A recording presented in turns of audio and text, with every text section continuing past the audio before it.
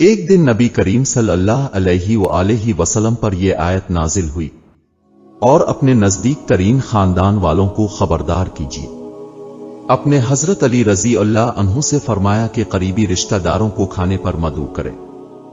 جب سب جمع ہوئے اور اپنے حق کی دعوت دینی چاہی تو ابو لہب نے مداخلت کی اور محفل برخاست ہو گئی۔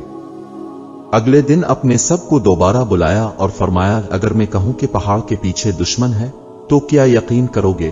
سب نے کہا، جی ہاں، ہم نے آپ کو ہمیشہ سچ بولتے پایا۔ پھر اپنے فرمایا، تو جان لو میں تمہیں آنے والے عذاب سے خبردار کرتا ہوں۔ ابو لہب نے اعتراض کیا اور برا بھلا کہا، باقی سب خاموش رہے۔ اس وقت حضرت علی رضی اللہ عنہ نے کہا، یا رسول اللہ، میں آپ کا ساتھ دوں گا۔ اب صلی اللہ علیہ وآلہ وسلم نے فرمایا، یہ میرا بھائی ہے، میرا وصی ہے اور میرا خلیفہ ہے۔